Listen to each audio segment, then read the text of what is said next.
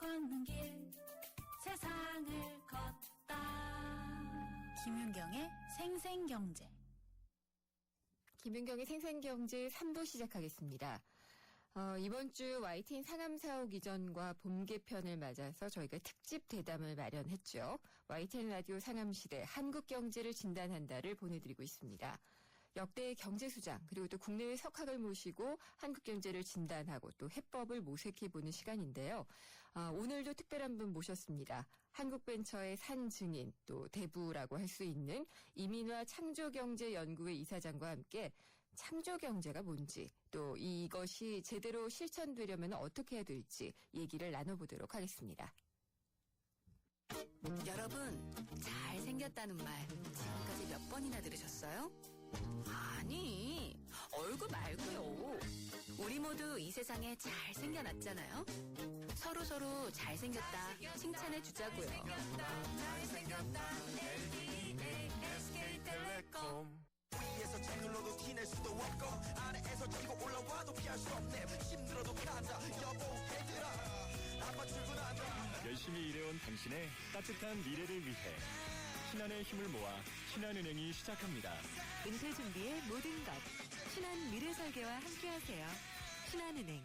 자, 드디어 마곡지구 오피스텔 메인 매치가 시작됩니다. 마곡 LG 사이언스 파크 브루지오 시티. 역시 차원이 다릅니다. 이마트에 보타닉 공원까지 한 방에 이길 수밖에 없는 게임이었습니다. 마곡역 센트럴 프로지오 시티 1600-2228 대우건설.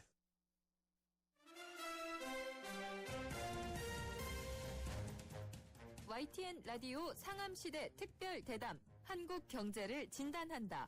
네 번째 시간 오늘은 창조경제연구회 이민화 이사장과 함께합니다. 네, 특별 대담 YTN 라디오 상암시대 한국 경제를 진단한다. 오늘 네 번째 시간입니다. 벤처 1세대, 벤처가 태동했을 때부터 지금까지 정말 한국 벤처의 산 증인이라고 할 수 있는 분인데요.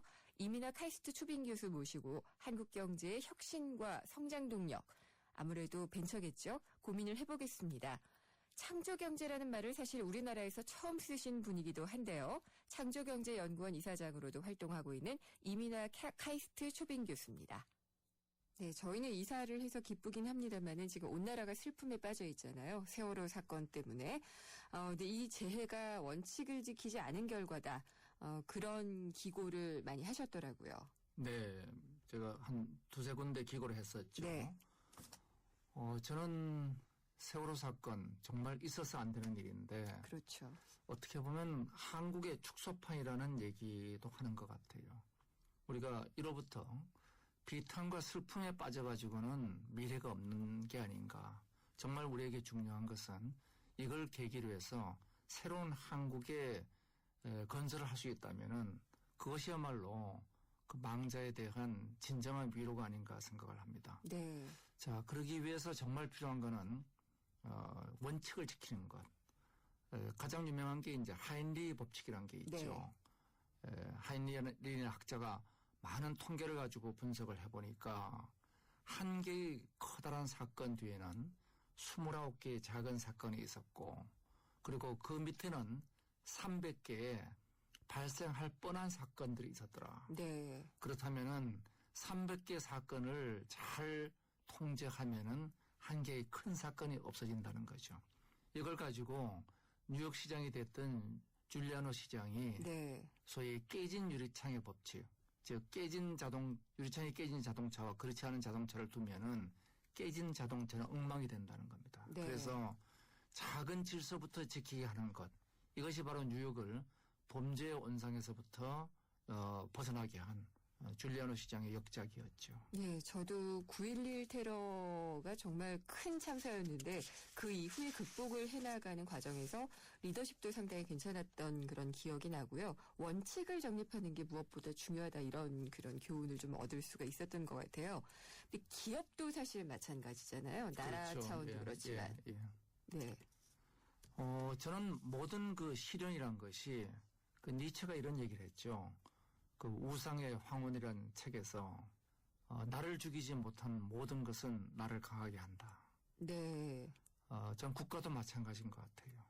어떤 재난이 닥쳐오더라도 그걸 통해서 배울 줄 아는 국가는 발전하는 것 같아요. 네. 그래서 시오노 나나미가 로마인 얘기에서 한 얘기가 로마인은 갈리아인처럼 강하지도 않고 그리스인처럼 똑똑하지도 않았지만 그들은 배울 줄 알았다. 네.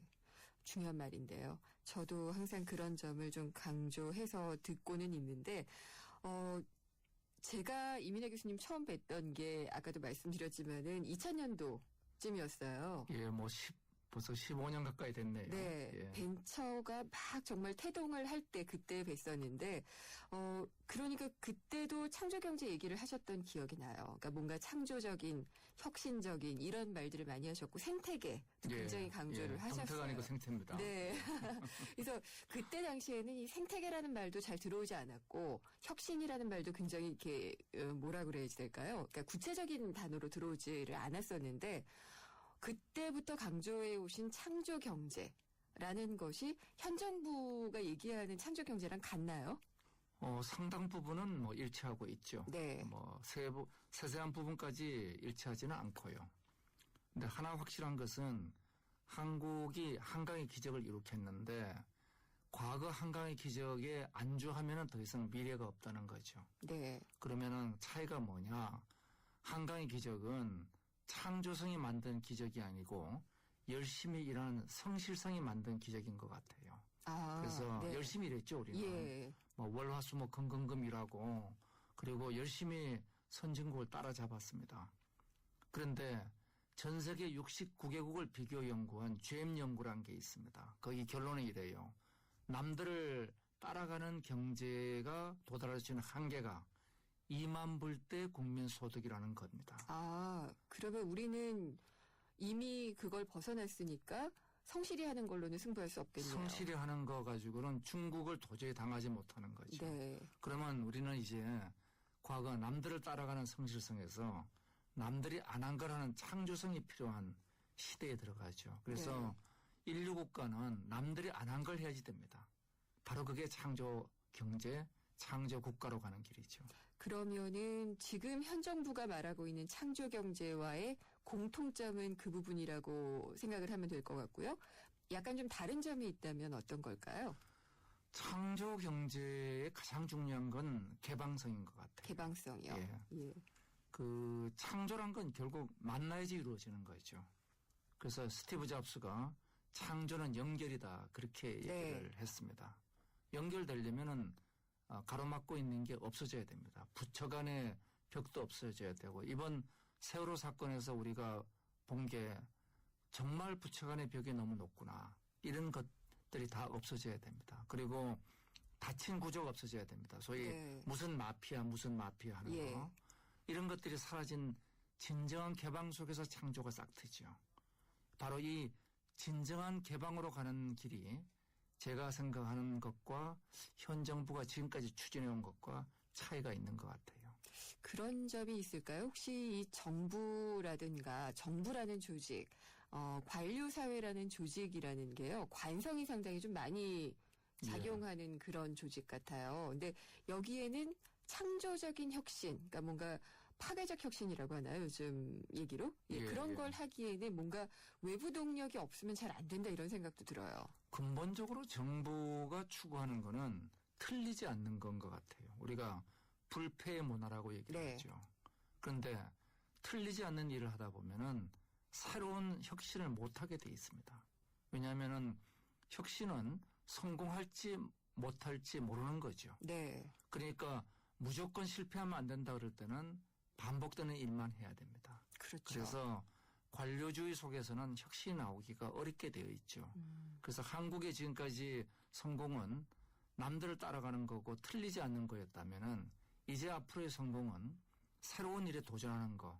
그러려면 지금까지 관료주의의 병폐가 없어져야 되는 거죠.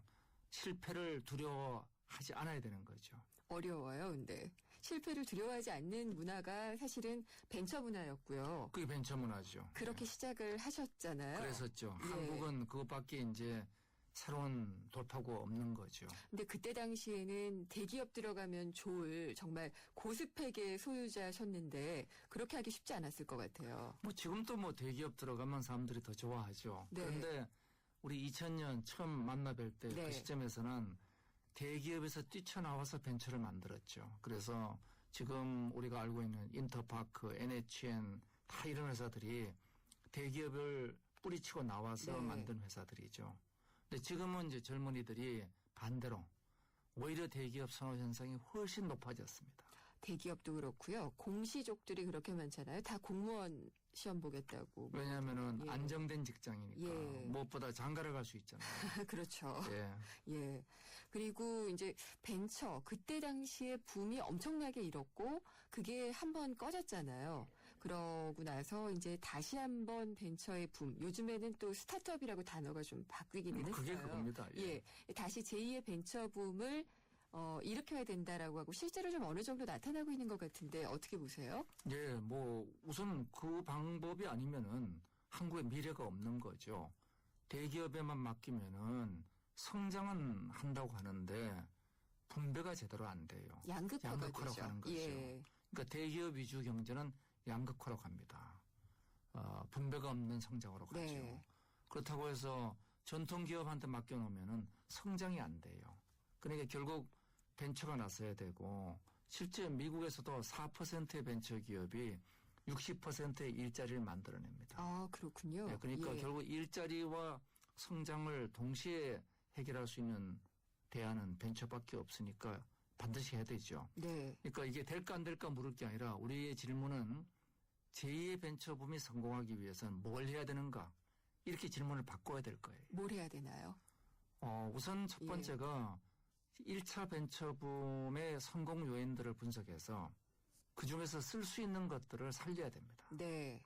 지금 제1차 벤처붐 때 우리가 만들었던 많은 생태계들이 지금 파괴됐어요. 네. 사라졌습니다. 그 파괴된 게 뭐냐면은 2002년부터 벤처 건전화 정책이란 게 만들어지면서 벤처 생태계를 거의 황폐화시켜버렸어요. 건전화 정책이라는 게 어떤 거였죠? 그 당시 이제 이런 얘기가 나왔죠. 묻지마 투자, 네. 뭐 무늬만 벤처. 그러니까 이 묻지마 투자, 무늬만 벤처 이런 걸 없애기 위해서 자 그러면 엔젤 투자가 너무 과열돼 있으니까 그거를 축소하자. 그래서 세제 혜택을 줄이고 네.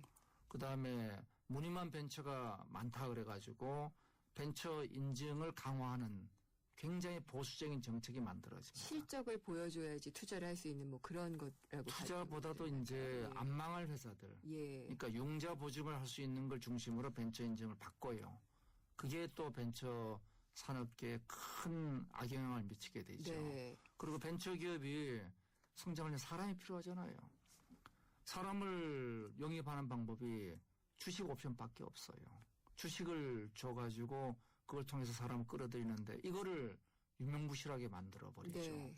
그리고 제일 중요한 거는 코스닥을 우리가 처음 만들 때 주식회사 코스닥으로 독립법인으로 만든 건데 그거를 코스피에 통합시켜버립니다. 그렇죠. 예. 이 네 가지 벤처 건전화 정책이 만들어지면서 벤처 생태계가 괴멸적인 타격을 받습니다.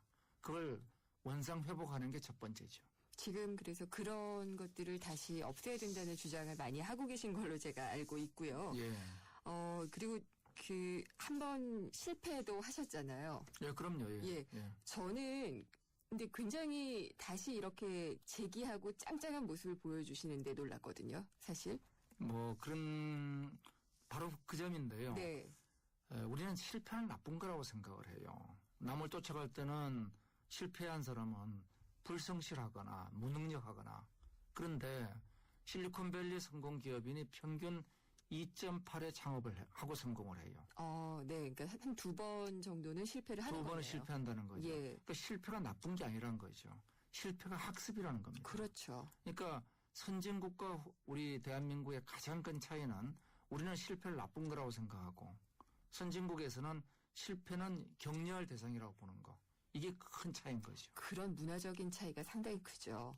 예, 그걸 제도적으로도 뒷받침해 줘야 되는 네. 거고. 예. 그래서 왜 신용보증기금이라든지 이런 데서 돈을 받게 되면은 그걸 실패를 해서 못 갚게 되면은 재기도 못하는 정말 그런 문화가 제도가 되어 있었잖아요. 예, 우리는 뭐 한 번밖에 실패할 기회가 없죠. 네. 왜냐하면 신용불량이 제가 예. 되니까.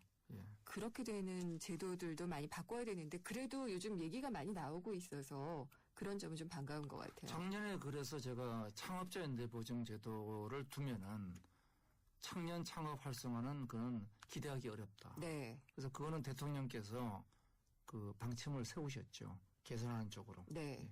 그래서 그런 쪽으로 움직이고 있는 건 상당히 좋은 것 같고요. 최근에 이제 이 벤처, 스타트업들을 도와주기 위한 움직임도 상당히 활성화가 됐더라고요. 스타트업 얼라이언스 같은 것도 생겼고, 이렇게 후배를 지원하는 쪽에는 언제나 그 자리에는 이민아 교수님 계시더라고요. 뭐 그냥 제가 왔다 갔다 하니까 만나는 거고요. 언제나 아니고. 힘이 되는 부분이죠. 바로 그런 게 이제 예. 네트워크인 것 같아요. 네. 서로 연결돼 있으니까 흔히 창조 경제는 초연결 구조라고 얘기하죠. 그래서 많은 사람들하고 더 많이 연결돼 있으면 더 많은 창조성이 나오죠. 네. 그래서 이제는 떨어져 일하는 사람들이 시대가 지나가고 협력하는 시대로 이제 들어가는 거죠. 그러면 지금 협력하는 움직임 자체는 긍정적인 걸로 평가를 하고 계시는 거겠죠? 예, 그런 새로운 문화가 예. 이제 수도권에서는 이제 상당히 확산되는데 네. 지방은 이제 우리 숙제가 아직 남아 있죠.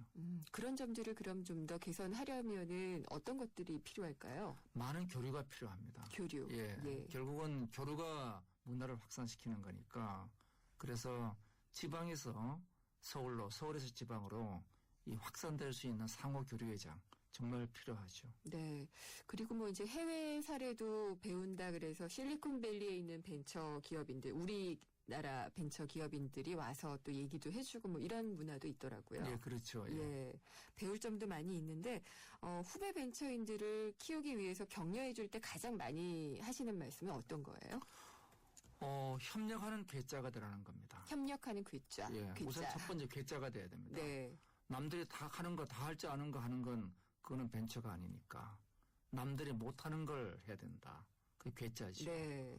그리고 남들이 할 줄 아는 거를 협력을 해야지 내가 할 일에 집중하죠. 그래서 협력하는 괴짜. 이게 벤처의 성공 요소라고 얘기합니다. 협력은 알겠는데 괴짜는 어떻게 정의하나요? 괴짜는 자기가 하는 일에 집중하는 거예요. 제가 작년에 200개 회사를 정확히 212개 회사를 조사를 해봤어요. 고도성장과 저속성장하는 회사의 차이가 뭐냐? 고도성장하는 회사는 사장이 자기가 잘하는 것만 합니다. 네. 괴짜. 저속성장하는 회사는 사장이 팔방미인이에요. 아, 집중하는 것이 괴짜와 아닌 것의 예, 차이를 그렇습니다. 만드는 예, 거군요. 예. 알겠습니다.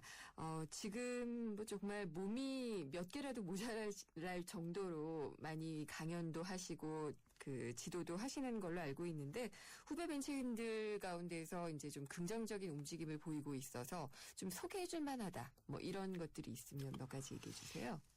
뭐 특정 기업을 소개하는 것보다 네. 제가 과거보다 제일 큰 차이는 이제 가벼운 창업들이 많아지는 것 같아요. 가벼운 창업. 예, 옛날에는 뭐 제가 창업할 때는 초음파 진단기에 들어가는 모니터 키보드를 만들어 줄 때도 없어서 우리가 직접 만들었어요. 네. 모든 걸 우리가 했습니다. 무거운 창업이었죠. 요즘은 뭐 재작년에 열심히 했던 드래곤 플라이트나 뭐 또 애니팡이나 이런 회사들 보면은 카카오톡 위에서 그냥 가볍게 해서 매출이 뭐 월 100억 가까이 가고 네. 뭐 이런 일들이 벌어지거든요.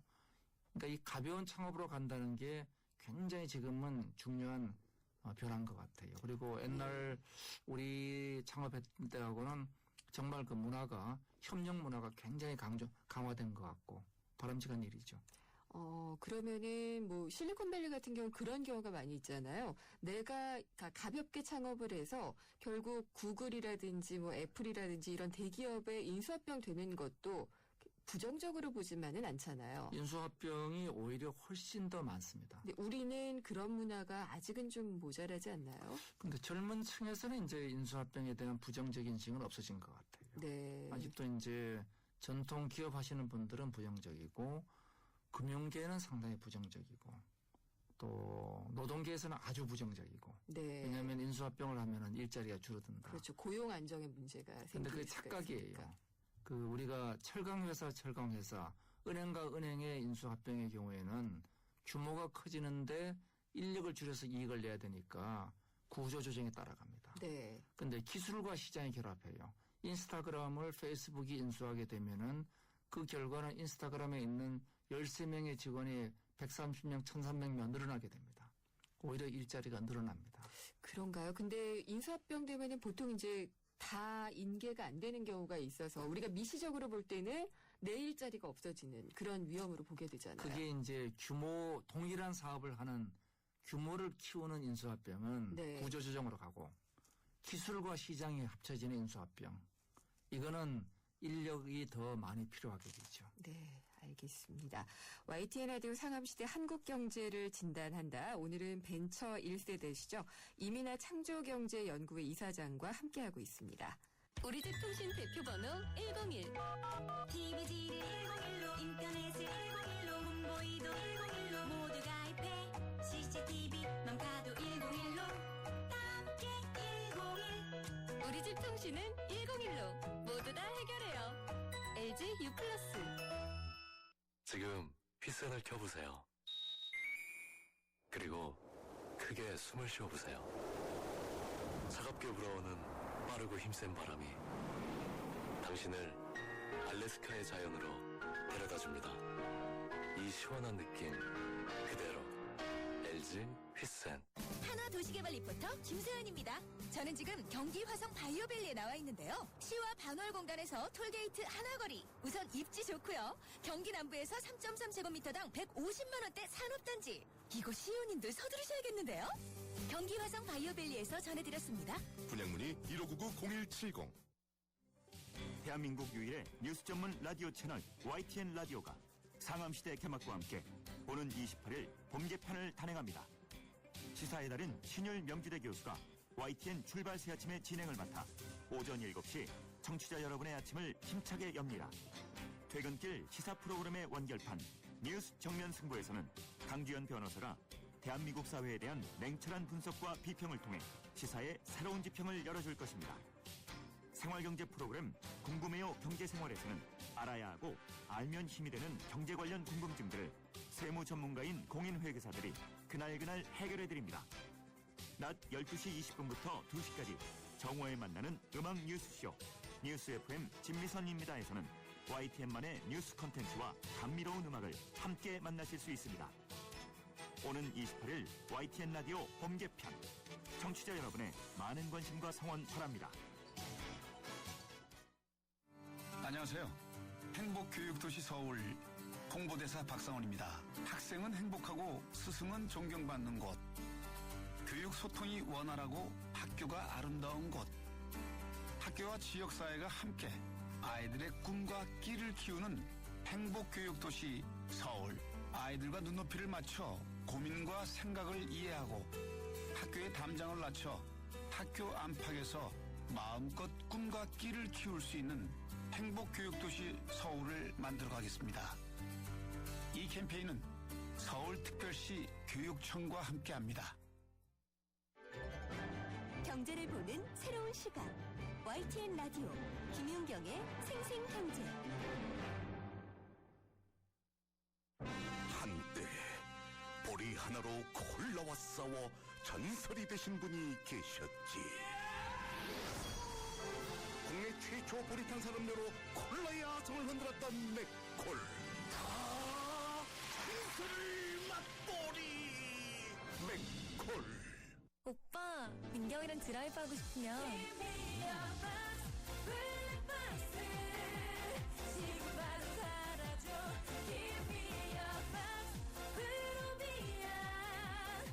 PFR 자체 기술로 리얼리티 101%를 위하여. 나 강민경은 프로비아. 포카리 스웨트 블루라벨 캠페인. 라벨을 벗기는 것만으로도 재활용은 더 많아지고요. 지구는 더 깨끗해질 거예요. 게다가 행운의 선물까지. 블루라벨 대단하죠? 지금 블루라벨 캠페인에 동참해주세요. 내 몸에 가까운 물 포카리 스웨트. 행사 기간은 8월 17일까지.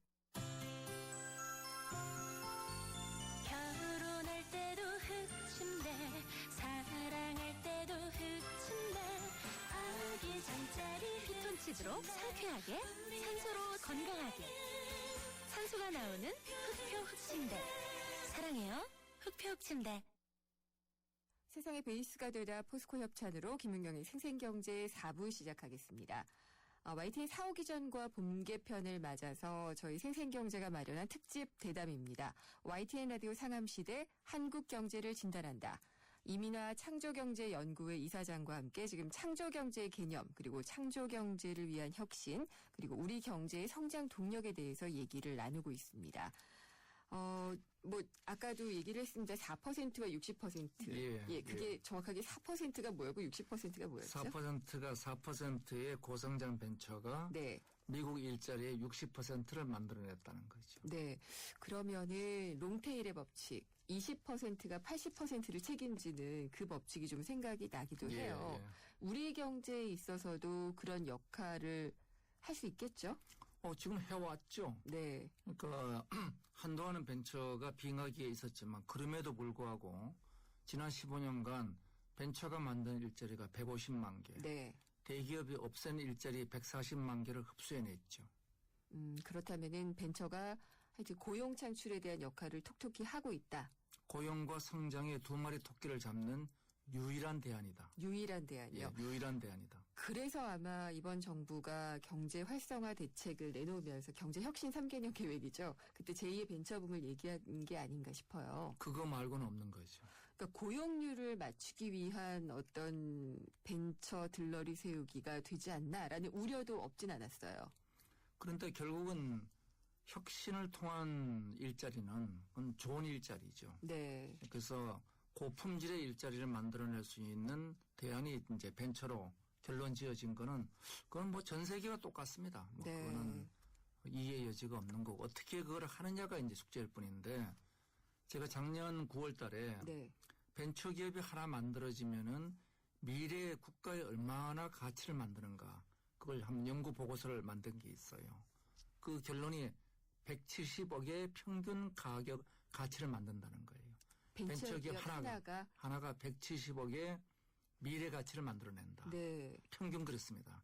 이거는 벤처기업 전체 실태 조사를 바탕으로 조사한 거기 때문에 그리고 뭐 교수가 뭐 틀릴 수도 있지만 카이스트 수학과 학생의 연구한 거기 때문에 네. 아마 수치가 맞을 겁니다. 미래 가치라고 하면은 어떤 것들이 거기에 포함이 되나요? 그 기업이 존속하는 20년 동안에 만들 총체적인 가치입니다. 네. 그 안에는 뭐 망했을 때 없어지는 금액, 또 생존할 때 성장률, 매출의 부가가치율 이런 걸 다 감안한 거죠. 네. 그러니까 기업이 연간 저희들이 그때 계산한 게 6천 개의 벤처가 연간 만들어지면은 한국의 고용과 성장의 문제가 다 해결된다는 겁니다. 네. 근데 저는 벤처를 취재할 때부터 많이 궁금했던 점인데요. 그냥 이 자리에서 한번 여쭤볼게요. 예. 중소기업하고 벤처기업은 어떻게 달라요? 혁신입니다. 혁신. 네. 네. 그러니까 반복되는 일을 계속하는 게 전통 중소기업이고 새로운 혁신적인 기술을 통해서 가치를 만드는 게 벤처기업이죠. 근데 이제 혁신은 꼭 IT를 통해서 하는 것만이 아니죠. 아니잖아요. 예, 그거 아니죠. 예. 근데 거의 IT 기업들이 IT 기술을 가지고 있는 기업들이 벤처 기업을 하다 보니까 IT가 벤처다 이렇게 생각하는 공식도 있는 것 같아요. 그거는 뭐 벤처 중에 IT 업종이 많았을 뿐이죠. 예, 그거는 한국의 수출 비중에서 뭐 IT 큰 거하고 비슷한 거고 벤처는 문화 벤처도 있고 네. 뭐 예술, 방송 모든 분야에 혁신이 있죠. 농업에도 농업 벤처가 있고 그래서 혁신이 있는 곳은 다 벤처가 있습니다. 그러면은 IT가 아닌 뭐 문화, 농업 이런 분야에서 좀 성공적으로 시작했던 그런 벤처 기업의 예를 좀 들어주실 수 있나요? 그 뭐 우리 벤처협회 임원으로서 있었던 난타, 네. 또 SM. SM도 벤처로. 그럼요. 우리 벤처협회 임원들이었는데 다. 네. 예. 송수환 씨, 뭐 이수만 씨 다 벤처기업협회 임원들이었습니다. 벤처가 대기업처럼 커지면 더 이상 벤처가 아닌가요? 뭐 커져도 예. 우리가 뭐 페이스북이나 구글이 커졌다고 벤처가 아니라고 보지는 않죠. 그러니까 혁신이 지속되는 한은 그건 벤처인 거죠. SM도 혁신이 지속되고 있나요? SM은 이제 예. 혁신을 외부에서 가져오기 시작했죠. 예. 예, 그러니까 그걸 우리가 개방혁신이라고 얘기하죠. 보통 이제 벤처로 시작해가지고 작은 회사가 커지게 되면 자꾸 혁신 능력이 떨어져요. 네. 그 혁신 연구의 결론은 이렇습니다. 조직이 커지면 무조건 혁신 능력은 떨어진다는 거예요. 조직이 커지면은 작아진 그 혁신이 떨어지는 것은 아무래도 뭐 관성이 커지죠. 관성이라든지 YTN도 혁신하기 어렵잖아요. 예. 예. 예. 그래서 그러니까 그럼 어떻게 할 거냐? 큰 조직은 효율을 만들라는 거예요. 네. 효율. 반복되는 일을 잘하는 게 효율입니다. 예를 들어서 애플이 앱스토어를 만드는 건 효율이에요. 네. 그 위에 수많은 앱 개발자들이 앱을 갖다 올리는 건 혁신입니다. 효율과 혁신이 결합하는 게 창조 경제의 본질적인 모습이죠. 네. 그러면은 효율하고 혁신은 조금 다른 거군요. 그렇죠. 혁신은 예. 새로운 일을 잘하는 거. 네. 효율은 반복되는 일을 잘하는 거. 예. 그 두 가지가 맞물려 갈 때 창조 경제가 가능하다. 그렇죠. 우리는 지금까지는 반복되는 일만 잘하면 됐어요. 남들을 네. 쫓아왔으니까.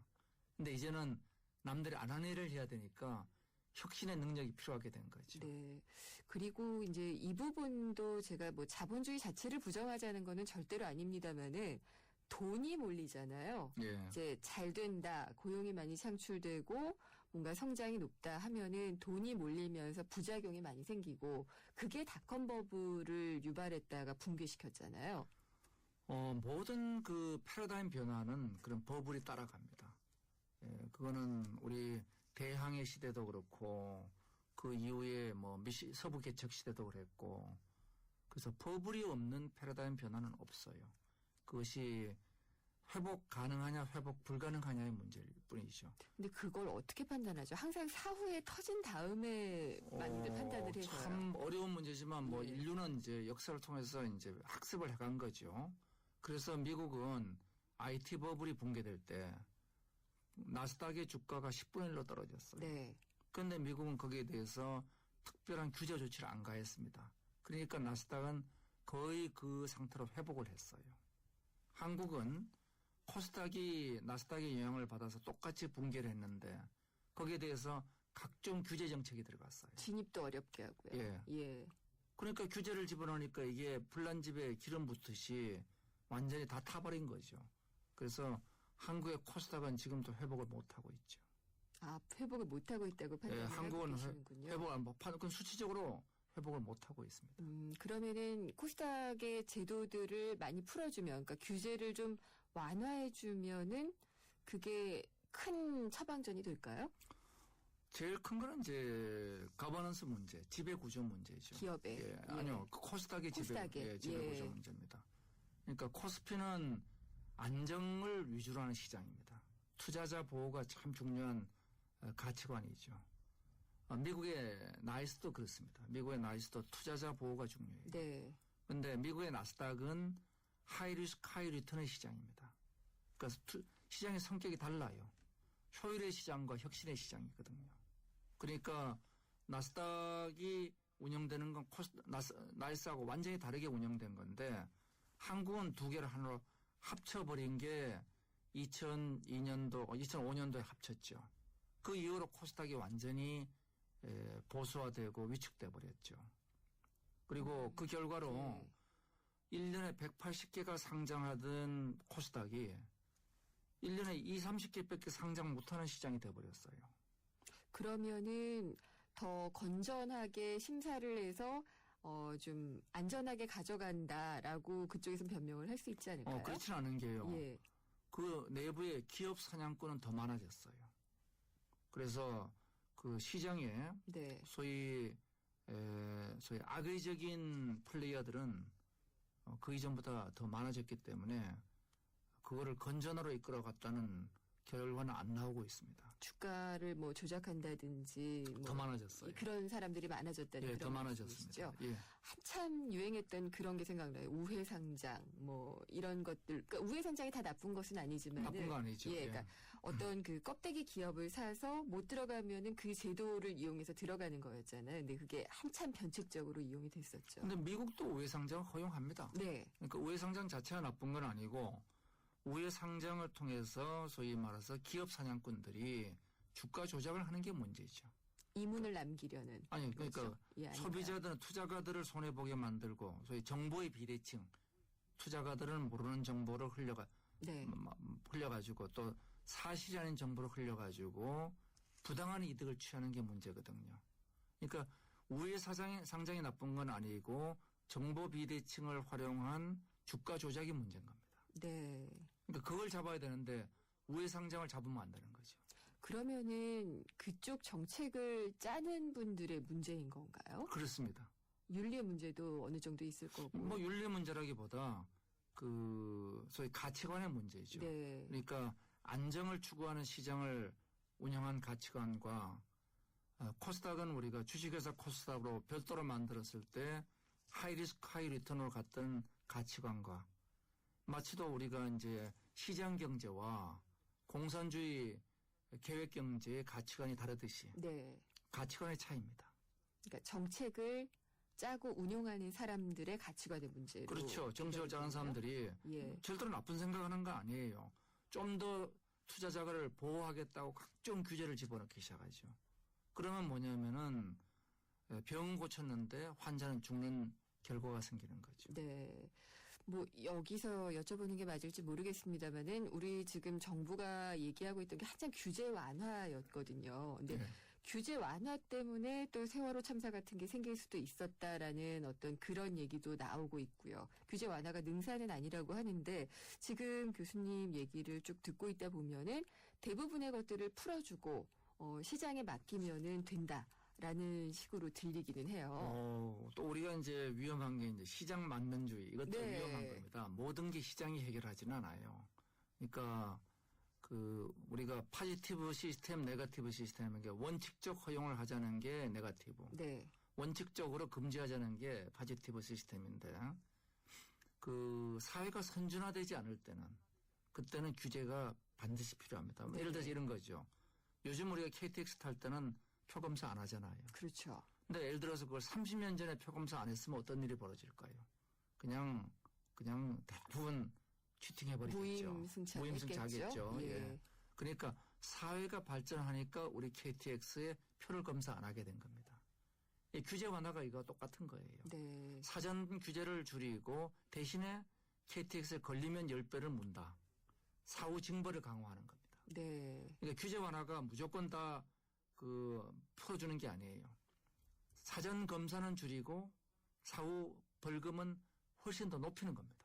그러면은 뭐 공인인증서 문제도 이런 식으로 해석할 수가 있나요? 그럼요. 예, 공인인증서 문제도 지금 공인인증서를 통한 금융거래에 대해서 금융당국에서 만든 룰만 따라가면 지금까지 책임을 회피해 왔어요. 그런데 이 해커하고 금융의 문제는 창과 방패하고 똑같습니다. 네. 서로가 계속 진화하는 거거든요. 그래서 국제금융협약인 바젤협약에서는 정부가 원핏 하나의 규제를 하지 말라고 합니다. 왜냐? 정부가 하나로 규제하면은 해커들은 그것만 뚫고 들어오면 되거든요. 네. 근데 우리는 정부가 공인인증서 하나로 규제를 해보니까 그것만 뚫고 들어가면 됩니다. 이러니까 소위 그 룰만 지키면은 금융기관들은 면책이 돼버려요. 그러면 안 되죠. 만약에 해킹을 당해가지고 금융정보가 누출되면은 금융기관이 책임을 지라. 그러면은 그로부터 시작해서 금융기법이 발달하게 됩니다. 그렇군요. 뭐 여러 가지, 그러니까 제가 딱 일반화해서 얘기하려는 것에 허점을 잘 짚어주시는 것 같아요. 그러면은 이제 우리 경제 전체 얘기를 한번 해볼까 해요. 경제를 오랫동안 또 들여다 보셨으니까. 지금 뭐 성장이냐, 경제 민주화냐, 뭐 복지냐, 뭐 이런 여러 가지 대립되는 개념들이 맞서서 얘기가 되고 있는데요. 거기에 대한 의견은 어떠신지요? 우리가 참 갖는 오해가 성장과 분배 혹은 복지가 서로 상반되는 개념이라고 생각을 해요. 근데 그거 아닙니다. 우리가 효율에 의한 성장을 할 때는 성장과 분배는 상반돼요. 네. 혁신에 의한 성장을 할 때, 소위 벤처에 의한 성장을 할 때는 성장과 분배는 순환되는 겁니다. 그러면은 성장을 하고 나서 분배가 되는 제대로 된 시스템이 있을 때 얘기 아닌가요? 그렇죠. 그러니까 우리가 이제 새로운 혁신을 하는 사람들한테 사회 안전망이 없으면 너 한 번 실패하면 뭐 영원히 벗어날 수 없어. 이러면 아무도 도전 안 하죠. 그러면 네. 공무원 시험만 봐야 됩니다. 다 공시적들이 많아지는 거죠. 한국이 그렇게 된 거예요. 왜냐하면 실패를 허용하지 않으니까. 네. 그러니까 이 실패한 사람들에 대해서 재도전할 수 있게끔 틀을 만들어줘야지 소위 창조성에 의한 성장이 만들어지는 겁니다. 그리고 우리가 이제 자본주의냐 사회주의냐 이 문제도 자본주의는 우리가 성장을 추구하고 사회주의는 분배를 추구한다고 생각을 해요.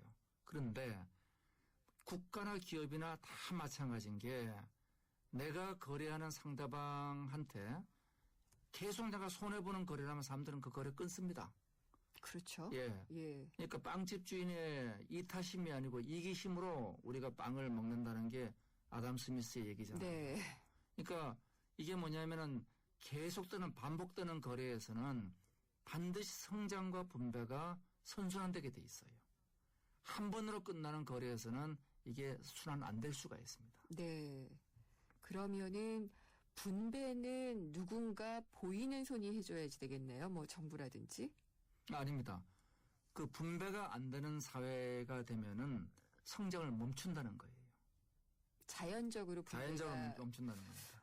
약간 좀 이상적으로 예. 들리기도 해서요. 예, 그게 이제 요즘 얘기하는 기업의 경우에는 요즘 CSR, 네. 기업의 사회적 책임을 넘어서 CSV, Creating Shared Value 네. 그렇게 얘기를 하죠. 공유 가치의 창출 뭐 이렇게 얘기를 합니다. 바로 그게 뭐냐면은 가치 창출과 가치 분배를 선순환시키는 게 기업의 역할이다 이런 겁니다. 그래서 저는 사회주의와 자본주의를 넘어선 제3의 길이 뭐냐 바로 부가가치의 창출과 분배를 선순환시키는 기업가주의라고 얘기를 해요. 네. 그러면은 교수님 지금까지 만나온 벤처기업들 또 뭐 대기업도 있고 그럴 텐데 뭐 우리나라로 국한을 안 하고 전 세계로 본다면은 이런 그 CSV, CSR 사회적인 책임에 대해서 기업들이 많이 생각을 하고 있는 걸로 보시나요? 발전을 하고 있는 걸로? 그거를 안 하면 지속 가능하지가 않게 돼요. 그런가요? 예. 아직까지도 좀 이윤 창출이 주 목표로만 보이는 경우가 상당히 많은 것 같아서요. 그러니까 그렇게 되지 않게끔 만드는 게 좋은 사회적 룰이죠. 네. 그런 룰들을 만들어간 나라가 인류 국가가 된 겁니다. 그게 이제 북구 국가들, 스위스 이런 나라들이 그런 룰을 만든 거죠. 근데 혁신 없이 이익을 가는 불로소득, 지대, 우리가 렌트라고 얘기하죠. 이런 또 뭐 혈연, 지연, 뭐 학연 뭐 이런 거에 의한 마피아 조직들 네. 이런 것들이 문제인 겁니다. 그래서 개방과 공유 이 두 가지가 저는 한국이 가져가야 될 제일 중요한 키워드라고 생각을 하고 있어요.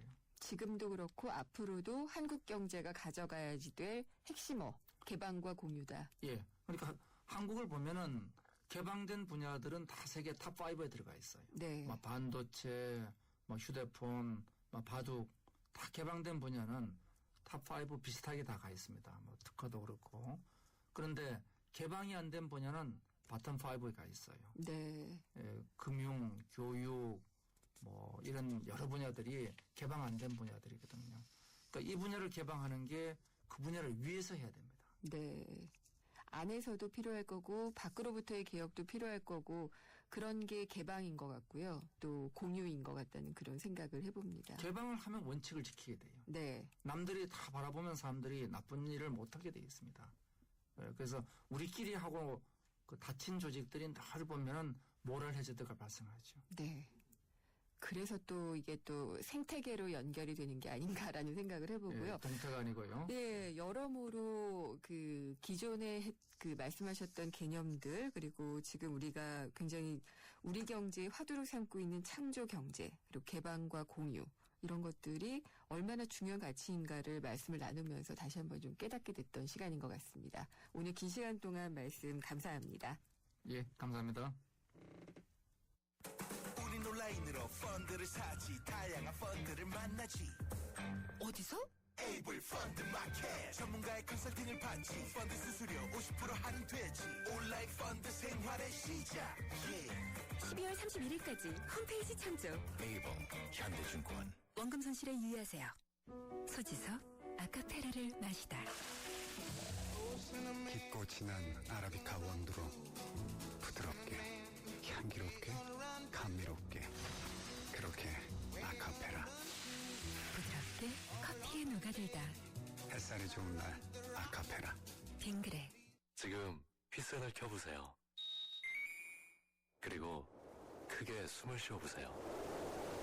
차갑게 불어오는 빠르고 힘센 바람이 당신을 알래스카의 자연으로 데려다줍니다. 이 시원한 느낌 그대로 LG 휘센. 하나의 스프링, 믿기 힘든 두 가지 플레이. 넥스트 침대가격이 탄생시킨 하이브리드 테크에 누워보세요. 부드럽게 맞춰주고 단단하게 또 한 번 받쳐주죠. 원 스프링, 투 플레이. 에이스 하이브리드 테크. 네, 피자헛입니다. 저기요, 고기 피자랑 새우 피자랑 뭐가 더 맛있어요? 둘 다 맛있습니다, 고객님. 그래도 뭐가 더 잘 나가요? 솔직하게. 둘 다 잘 나갑니다. 왜냐하면 더블 박스. 박스는 하나, 피자는 두 가지. 25,000원. 1588-5588 피자헛. 더블 박스 주세요. 네, 오늘 문자들 많이 주셨는데요. 3698님, 이민아 교수님, 이제야 창조경제를 제대로 알아들었습니다. 라고 하셨고요. 6924님, 이민아 교수님 말씀 듣다 보니 정말 분배가 중요하다고 생각이 됩니다. 이제 자본주의도 한계에 온 것 같습니다. 너도 나도 전 세계도 힘드니까요. 제3의 새로운 길에 대한 고민이 필요합니다. 라고 하셨습니다. 1225님, 오늘 오프닝 잘 들으셨나봐요. 오늘 생생경제가 놀라운 걸 알려줬는데 오프닝의 한센병 환자들 이야기는 충격이었습니다. 생생경제 이렇게 앞으로도 우리 사회 잘못된 것 감시하고 지적해서 알려주시기 바랍니다. 라고 하셨습니다. 1274님, 진도 팽목항에 아직도 90여 분의 실종자 가족들이 있습니다. 온 국민과 함께 고통의 시간 속에 기적을 꿈꾸고 있습니다. 예, 문자 감사합니다. 여러분의 의견이요, 생생경제를 더욱 알차게 만들어주고 있습니다. 이 중에서 6924님께 외식 상품권을 보내드리도록 하겠습니다. 예, 그리고 내일도 특별대담 이어집니다. YTN라디오 상암시대 한국경제를 진단한다. 내일은 윤중현 전 기획재정부 장관과 함께 경제시장의 역할은 무엇인지 현 정부의 경제정책도 짚어보겠습니다. 내일 뵙겠습니다. 김은경이었습니다.